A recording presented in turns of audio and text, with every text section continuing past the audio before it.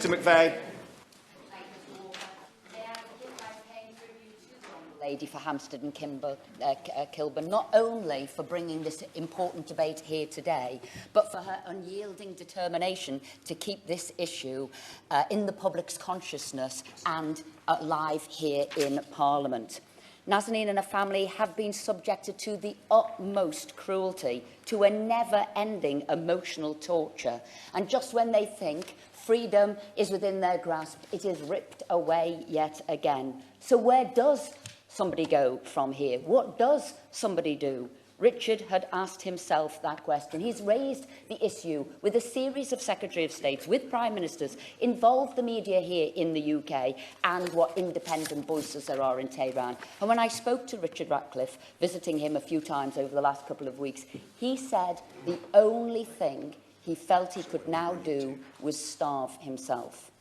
Can I ask how hopeless, how powerless, how desperate must someone be to feel the only thing they can do is go on hunger strike, endure 21 days of not eating, and at the same time being prepared to see people, greet people, do interviews, explaining yet again and again what your situation is, in the hope that something will budge.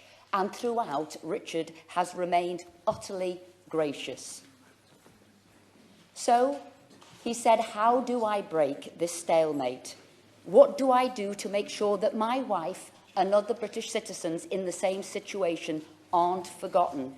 How do I make sure that their lives don't disappear in a pile of paperwork pushed to the back of a desk?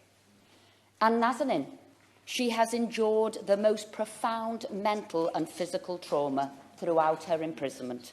Tortuous heartbreak caused by prolonged separation from her loved ones, has been subject to prolonged periods of solitary confinement, vastly inadequate living conditions and traumatising interrogation. Nazanin's treatment has been utterly appalling. And how do we end this nightmare?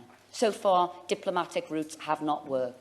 The sticking point, a £400 million historic debt relating to a sale of chieftain tanks, paid for but never received, dating back to the 1970s. So to date, there have been conversations, there have been discussions, deliberations, articles, newspaper coverage, but words alone are not enough.